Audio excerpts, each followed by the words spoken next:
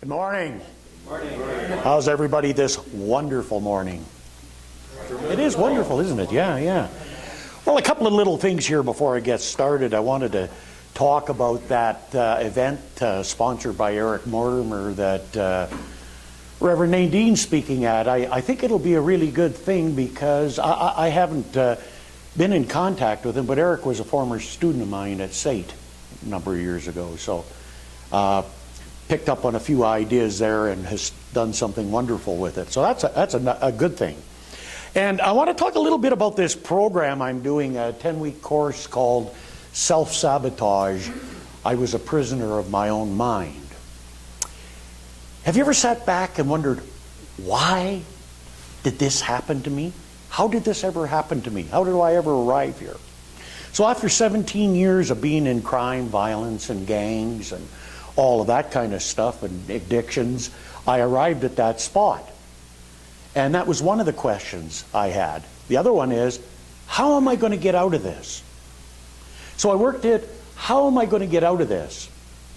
Because my orientation for dealing with people was manipulation, intimidation, violence, and I always got what I wanted, one way or another. However, after 17 years, it wasn't working for me, so I had to find a different way. I had to get rid of that inner rage, that inner anger. I had to learn how to express myself in a non-adversarial way, and how to become more peaceful, calm, centered. And so I began on that quest, and over an 11-year period, I worked very diligently at it, and I made notes as I went along. And my program, Self-Sabotage, is reflective of the fact that we are all only prisoners of our own mind. And once we release those negative belief systems that we have, then we empower ourselves and we can embrace more of the good that life has to offer. So if you're interested in that, I've condensed that down into a 10-week program where I can teach some of the basic tools about how to adequately identify and express your feelings in a non-adversarial manner with no justifying, no blaming, and no attachment to any outcomes. As well as that, there are some other tools which I provide in order to empower oneself by learning how to use your mind in the one way that's taught the least, which is the receptive quality. How to draw information through you by learning to ask questions. Not a big deal. It's been known about this, but as Redford said in the Celestine Prophecy, it's not about that. It's about learning to ask the right question. And then learning how the results are delivered. So we ask a question, the teacher tells us, or they print it out on an email and send it. The Spirit don't work like that. Okay? There's a lot of different ways, so we learn how to do that, and I identify that. And then at the end of that program, you have enough material to carry you forward. I also do it on a one-on-one basis, too. However, that's a little more extensive and a more in-your-face type of thing if you need it. The course is an in-your-face type of thing. It is a working program, okay? You get results if you work, right, Stace? Yep. And if you don't work, you don't get any results. You just simply get knowledge. And knowledge is wonderful. You know, knowledge is nice. You can talk about it. You can do anything you want about it. But knowledge really isn't anything until you apply it. And then when you apply it, that's when you really become that knowledge that you have garnered. So that's what it's all about. If you need any more clarity or want to know any more about it, there's some brochures at the back, and you can contact me. I have my Joy card, or there's some information on there how to get a hold of me by email and stuff, and then we can chat about it. And I'll give you what you need to know to get clear on it. See if you're up for the challenge. Maximum 12 people. Okay, one other thing just before I get started here, what I'd like you to do is just keep your mind open in case you've got any questions that I stimulate within you, because at the end of the session we'll have about 10 minutes of a forum where you can pose the questions, and I'll see if I can draw an answer or some ideas for you. Okay, well, it's very interesting how life works. And it is the long and winding road. And, you know, it's a lucky thing that road is winding, because all of a sudden you go around a corner and wham! If you'd known that was coming around that corner, you would not have gone there. And I've had many events in my life where that is a reality. However, the other thing that's really important to know is that all that you have experienced, all of the gifts and talents that you have, all of the growth and expansion, you always bring forward to that winding road and to that next experience. And you can draw upon that. And that will sustain you and give you the learning. And the thing that we all cherish most in life, I think, is peace, prosperity, fulfillment, and happiness. And on the road that comes, but it comes at a price. You have to be prepared to look at yourself, and you have to be prepared to be willing to make some changes. Because unless you make the changes in here, it won't change out of there. You keep getting the same old. Then you get your PhD, because it gets piled higher and deeper as you go along. Okay? So, you know, one of the great things that is that is really the key before I get started in this part is what Jesus had spoke in Mark chapter 7 verses 25 to 27. And one of the things that he had said in there, he said to the disciples and people, he said, with men it is impossible, but not with God. For with God all things are possible. Well, Jesus wasn't known as being a liar, so he didn't say some of the things, most of the things, just about. He said all things are possible with God. And so basically, to set the stage here before we get into it, what that means is if you stay stuck in your human problem-solving, analytical mind, you can approach any situation with all of your resources, and you may or may not be able to deal with it. However, when you get out of that position and you're in a position of drawing on the Spirit and turning it over, and you learn how to do that effectively and efficiently, then whatever is on your plate is possible. However, we always go back and forth because we're in the human experience, and that's the challenge, is staying in there. So I'm going to give you 5 good real tips today about how you can go about it. And I'm going to share that in the context of adversity. Because sometimes when adversity strikes, the only saving grace we have is to be able to resort to that unknown, because at the human level, there are no answers for us and we freak out. So it's very interesting I'm doing this today, because it was a year ago at this time I went through one of the most challenging experiences of my life, where I got sick in Italy, had to take an emergency flight home, and ended up in 24 days in the foothills undergoing surgery. And it's just taken me about a year to recover from that. And I just about didn't make it. It was pretty close. So when I got sick in Italy, I resorted to these steps I'm going to share with you as we go through to get myself back home with Anna. Anna had her part. And to get myself back home. And I said to Anna, I said, God, I was glad it was me that was a sick person, because it was easier in one respect. I wouldn't have wanted to have to look at me and deal with that. And I said, I don't know whether I could have done that or not. Got to watch what you say. She said, Doug, you could probably do it, no problem at all. Well, I was admitted into the hospital a year ago, August 9th. And this year, August 8th, I found myself on a hike with one of my best friends. Been a good friend of his since 1981.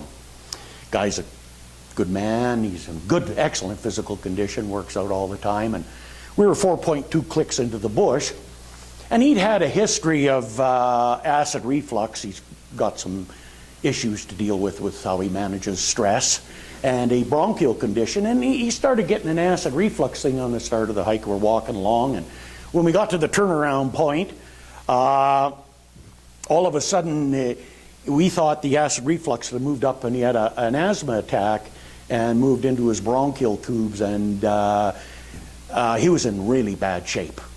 I mean, really bad. He's a big, tough man, and he was laying there crying. He was in so much agony and pain. And so there I was, a year later, on the other side of the fence. And I got him out. We're going to talk about that in a minute. I got him out, got him to the foothills, took him in to see what this was. What it wasn't acid reflux.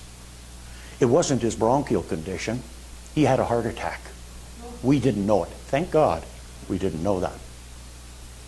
And I got him out, and when I went, after I got him checked in, same kid that was there, same time of day. He went to the ward the same time I did, just 1 year apart. And when I went up there with the cardiologist, the cardiologist, my buddy said, "This is the guy that got me out." Cardiologist turned and shook his head. "How did you do that? This man should have been dead." Okay? So that's the key. Now, how that worked for me with this is the same system I used last year to get back. And when I got back in the hospital, my potassium count was so low, they said they'd only seen it there twice before that low, and the people were comatose, lying in the bed and couldn't even move. They have no idea how I made it. They couldn't figure that out. And when I told them, they just shook their head. They just didn't get it totally, they just couldn't believe it, but I was there and alive. So we're going to talk about that and what it is that we need to do to be able to deal with adversity like that. However, you do not have to wait for adversity. You can use this in all of the journey that you're on and any of the challenges that you come up with. Big, small, or indifferent. I just happen to be a drama queen. So I couldn't be in the backyard with my buddy when he had a heart attack and get to the EMT. I'm 4.2 clicks into the bush. I couldn't have got my thing happening here and down at home. I had to be over in Venice, Italy when it happened, So it's drama. It doesn't make any difference. By the way, my good buddy here taking pictures is a good friend of mine, and we shared the same thing. We met in the hospital last year, so spent time in there. That's where we come into it, eh? So it could have happened anywhere, anytime, but no, some people like me need drama. Other people, they could just do it the other way, okay? So it doesn't mean that mine was any more worse or anything like that, because went through the same physical things. It just means I do drama. It's just my life. Yeah. Oh yeah, I know that. Yeah. Sorry, hey, drama. We got more drama queens here. Okay. So when I was a little boy growing up, I grew up in a small town in the Rockies, Exshaw, and there were two kinds of people that worked at the plant. There were the people that were there and some new immigrants, and then the big core was WW2 vets, returning from 1, 2, 3, 4 years of war in the European theater of operations, Sicily, North Africa, and my father who did the India, Burma, and Mandalay border with the Japanese campaign. So I was raised by war vets, and that's who influenced me. So anytime I fell down and cried or got hurt, they said, "Get up, suck it up, and get on with it." So, you see, the downside, I was never allowed to express how I felt because this is what they did. But you got to understand, for them, these are the men that survived war. The ones that didn't follow that, they were dead. Didn't have nothing to say. So that's how I was raised. I was raised to develop a mental toughness. So one of my hobbies is climbing mountains and go up. I'm a big guy. I'm an old guy. How do I get up there? Because I got mental toughness that those guys gave me. And I know that it's one step at a time. And I can go up anything I put my mind to it. No matter whether it's 600 meters or 1,200 meters, I can do that. Maybe not this summer, but next summer for sure, because I'm getting back in shape now. Okay? So the first thing that we need to develop within inside of ourselves is mental toughness. That doesn't mean that it's got nothing to do with the feelings, okay? This is mental toughness. And what we've got to do in any situation or in any adversity, we've got to be clear that we have to keep bringing ourselves back to the task at hand. We cannot allow ourselves to go over here as what might happen or what could happen if I don't do this. We need to keep bringing ourselves back on track, which gives us a second idea. You cannot afford the luxury of a negative thought. The price is too high for negative thinking. It's destructive, debilitating, and could take your life. Both in my case and my buddies. How that works. There he is. We got 4.2 clicks. He's in agony. He could hardly breathe. Looking at 4.2 clicks, looking at a 4-day trip to get back to Calgary is too much of a task. It's too big. And this, I've used this all my life, these ideas, by the way, and had different experiences. So what you do, and the first thing is you break it down into smaller pieces. So for me, my first objective for my buddy was get him up and get him to the next tree. Intuitively, he laid down twice. After that, I wouldn't let him lay down. I made him sit up, which I found out later. You don't lay down if you're having a heart attack. You sit up. I didn't know that till later. But I did that because that's what I felt I needed to do. And I talked to him 24/7. He was worried about not seeing his kids again. No, you're seeing your kids again. That's it. Case closed. You don't go there. Get out of your fear. Get back to what's important. Your children. Getting out of here alive.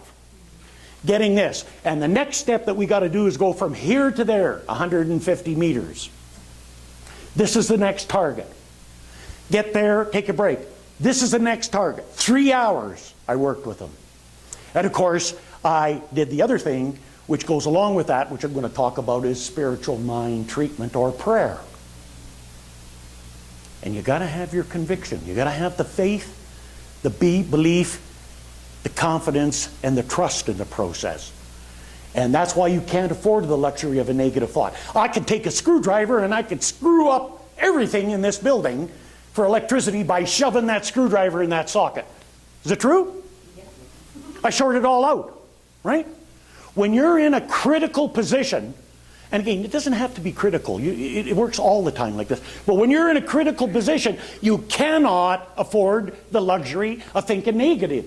Because in that circumstances, if he felt that way and he thought that way, he was taking that energy that he did have, which wasn't much, and losing it. And I couldn't get him out if he did that.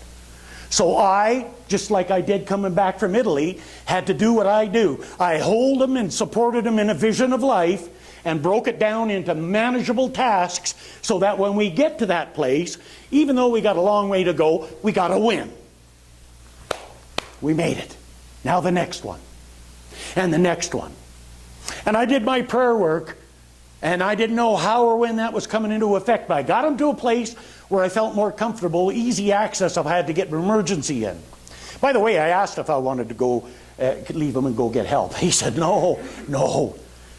There's another part to the story, because a couple of 100 meters up the pathway, we had just crossed fresh grizz scat.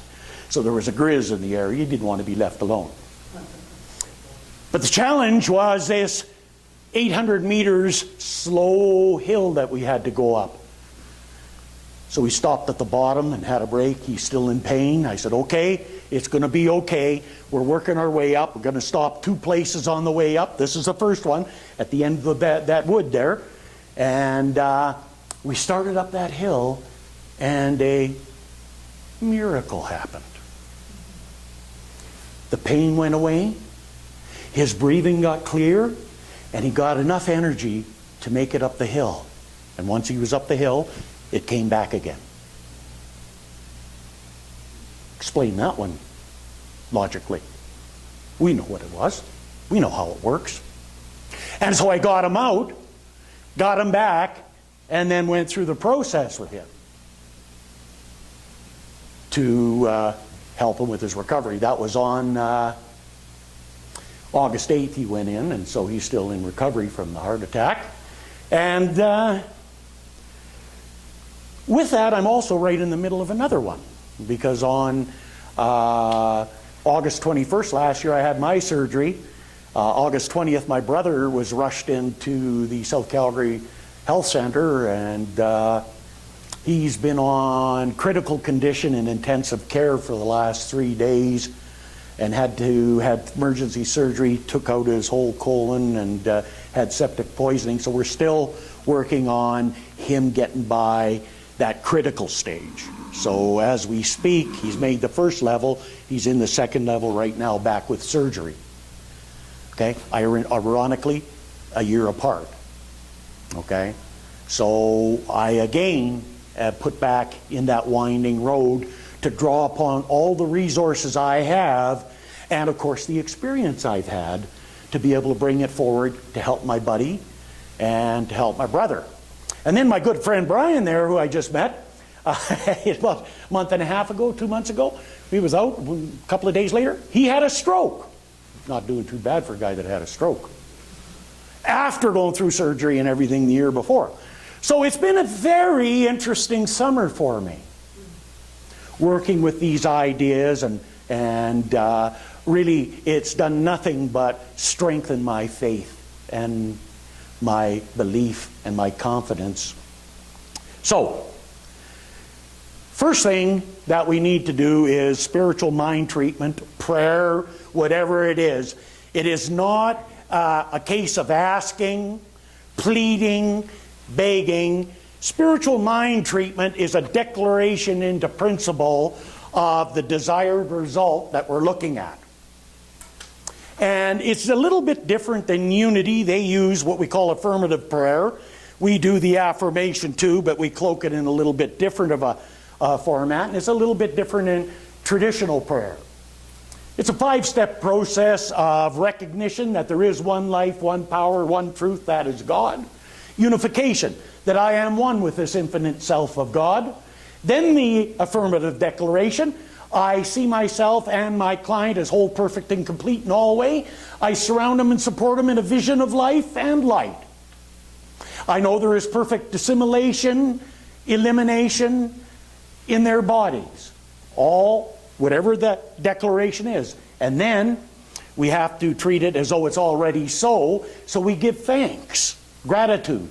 And then, like the gardener planting the seed, we have to let it be so and turn and go about our business, because the work's been done in spirit.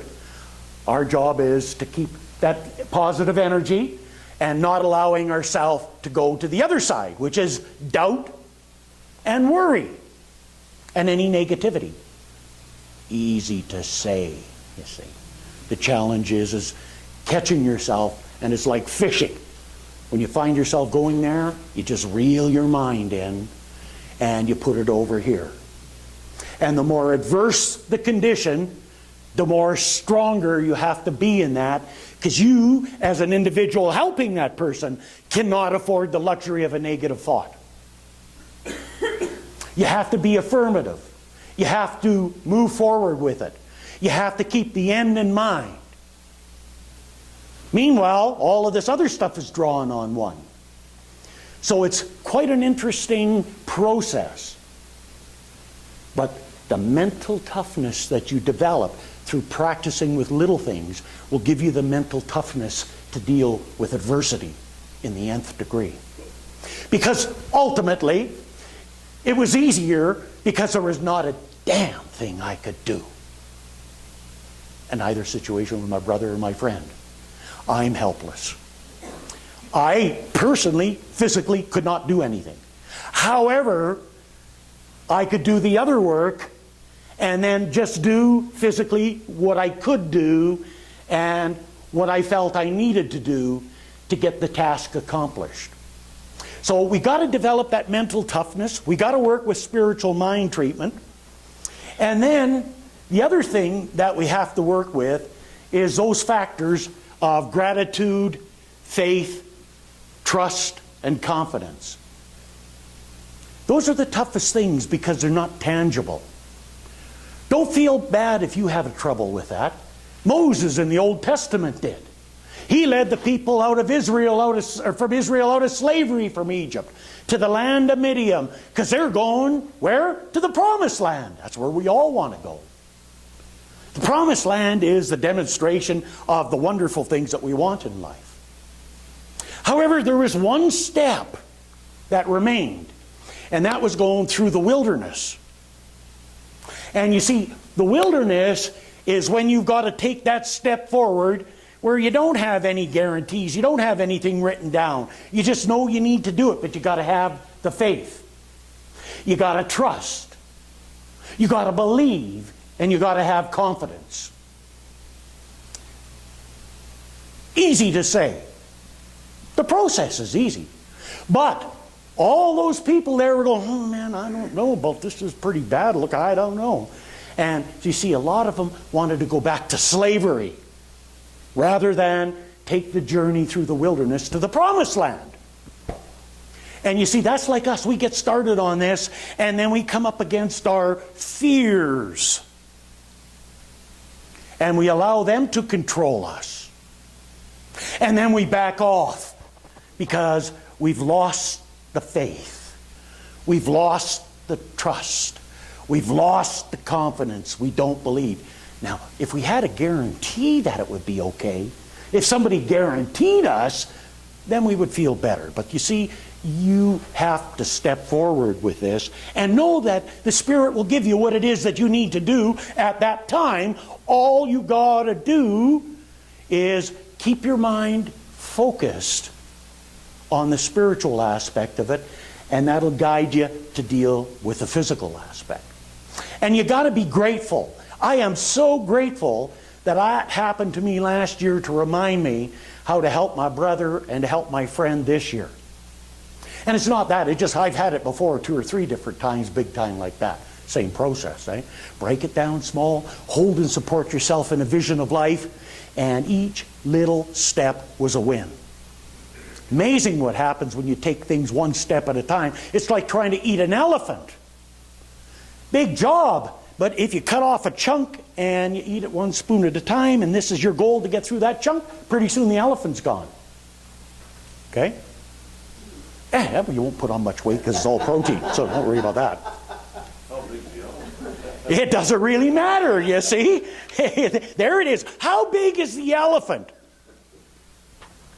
Anytime you're in that position, the elephant's big. It doesn't matter whether it's getting into a new relationship or whether you're knocking on death's door, dancing with the reaper, and not willing to go on a date. It's like the doctor said to me, there's a 5% chance of death, 1 in 20. I laughed. He said, that's something people don't find amusing. He said, why? I said, well, I've had 8 to 10 times where my chance of death was about 80 to 90%. I'm not worried 5% didn't even cross my mind. That is true. I never even thought about that part. I just thought, I got to get out of this. Okay? And then I like what Bob Proctor, I just got something from Bob Proctor. If you've never heard of Bob Proctor, he's great. He says about fear. Because fear is always evidence. We always used to say false evidence appearing real. Bob Proctor says, well, you could forget everything and run, or you could face everything and rise. And you rise like the phoenix when you work that way. Now, there are some really interesting benefits of rising like the phoenix. In every adverse situation. When I was in the hospital, there's nothing I could do about being in the hospital. I was there, I was going through the experience. But the one thing I had complete control over was my attitude. I'm in charge. I worked on that. That was a full-time job. You can ask Brian. One of the nurses whacked me in the nose and brought tears to my eyes and everything like that, and I just worked on my attitude. I didn't lose it or nothing. Cried a lot, but you know. Anytime I got hit in the nose, I always had tears. Anybody have tears when you get hit in the nose? Oh, I have. Yeah. Anybody been hit in the nose several times? They said to me, "Sir, did you ever have your nose broke?" And I go, "Yeah." "Did you ever have an operation?" I said, "Yeah, but not the kind you're thinking." Okay, so Bob Proctor said that. And you got to look for the gift. And the gift in any adversity is always there. And it's better to look for the gift so you rise like the phoenix, because if you look at the adversity, you're going to wallow in the ashes. And there's nothing worse being in an ash hole. It's just terrible. Trying to get out. But look for the gift. The gift for me was I learned that in order to receive, I had to give up control. It was a hard thing for me to do. I got a good friend out of it. How many have been near death's door in a hospital and you get a good relationship going with a guy in the next bed having the same thing? Not that kind there, Chris. So you don't want to get you too excited. Okay? I'll tell you another story about that another day, but it was a club that we formed, Brian and I there, so they never heard nothing like it, but it was very interesting. So you rise like the phoenix from the ashes. And when I was dealing with my buddy on the trail, my mind went back to that situation and said, yes, it was nice to have that reinforcement because here I am on the other end. And so I could take what I was and what I had become from the work I did, and I saved my friend's life. Yeah. Was it worth going through all that I did to do that? 3 hours, 4.2 clicks. That's to get to the car. With them, according to the doctors, they couldn't figure out any odds why he did that. They don't know you. That's correct. They don't know how that works because they don't deal in those realms. No, there is just on paper, me making it the way I did and him making it out just doesn't compute. Is he on the same page as you spiritually? Yeah, he's been hanging around with me since 1981. So he is and he isn't, but he's worked with me on this and he's seen what I went through, and so he knows that, and he knows when I told him to do something and told him why, he did it. Case closed. I never asked any questions. He just did it. Okay? That was it. So this is what we need to do. You want to get out alive? This is what we need to do. So then I stopped at the bottom of that hill and I says, what do you call this experience? He said, a wake-up call. He got it. He's working with it right now, believe me. So, the tragedy of life is not death, but what we let die inside of us while we live. Next time you look in the mirror, you've got to look at that person as a beautiful soul. You've got to look at that person with great potential. You got to look at that person for that person, not in comparison to anybody or anything else. You got to look at that person and treat that person with the respect that you would treat other people with and you'd want to be treated with. You got to get off the plot and quit beating that person up. Because that person has some beautiful, wonderful qualities to bring into life and to experience what we all desire: peace, prosperity, fulfillment, and happiness. And that's not measured out here. That's only measured in here.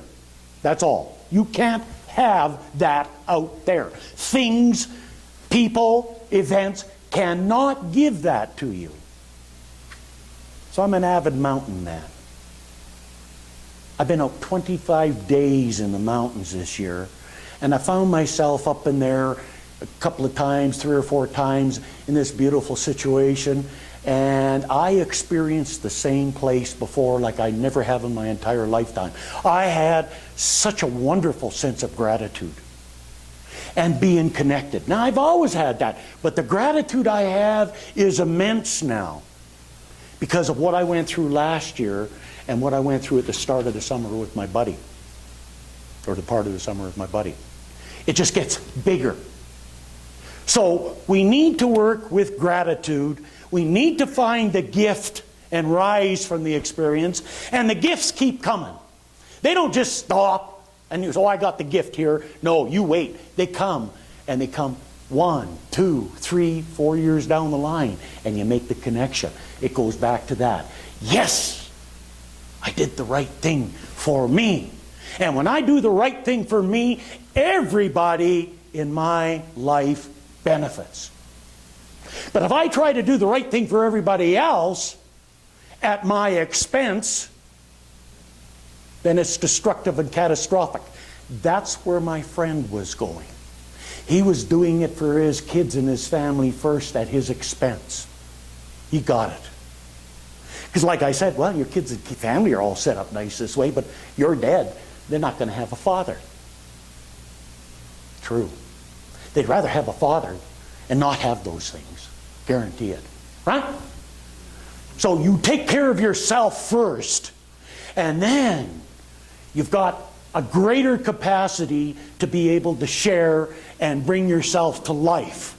And all the people around you, you're going to take that goodness out on. Because when you're miserable, you take it out on the people around you, don't you? Yeah. When you're good and wonderful, you take it out on the people around you. So we got to get rid of and release that need to wallow and spend time in negativity when we don't have to. We're not going to escape it, folks. Don't ever think you're going to get to the point where you're not going to have it. I've been doing this 35 years and I haven't got there. I'm maybe 80-20, but the 80's nice and I'll deal with the 20. And every now and again I slip off the wagon with my thinking or with my attitude or with my words. And hopefully I don't do too much destructive activities that I have to go along and fix up all the potholes I created. But know that I always come back to this in the Science of Mind textbook. It's my favorite quote, and I guess I read it quite a bit, but it always needs to be read. And this is what Dr. Holmes says. And it is so true because the results of this come after you've done it. And when you've done it, you live what he says. And he's right about the feeling. Not that you need to go create this kind of an experience for yourself to have that feeling. You can get it without that, believe me. 282 and 283, Science of Mind textbook. Stay with the one and never deviate from it. Never leave it for a moment. Nothing else can equal this attitude. To desert the truth in the hour of need is to prove that we do not know the truth. When things look the worst, that is the supreme moment to demonstrate to ourselves that there are no obstructions to the operation of truth. When things are the worst, it's the best time to work, the most satisfying time. The person who can throw himself with a complete abandon into that limitless sea of receptivity, having cut loose all apparent moorings, is the one who will always receive the greatest reward. So when we can get away from our attachments to outcomes, when we can get away from our blaming, when we can get away from our justifying, and draw ourselves continually back into that spiritual perspective, and learn to trust, learn to have our faith and confidence, then all things are possible. But when we slip back with man, it's impossible. So I know for you, as I know for myself, that we're already whole, perfect, and complete in all ways, and that spiritual presence in us is perfect and knows exactly what it is that it needs to do to help create for us peace, prosperity, and fulfillment. But it can only do for us what it can do through us. So we are an open, clear, and a free-flowing channel of this good. So as I speak that word, and as I know that for myself, I know it for you, and so it is.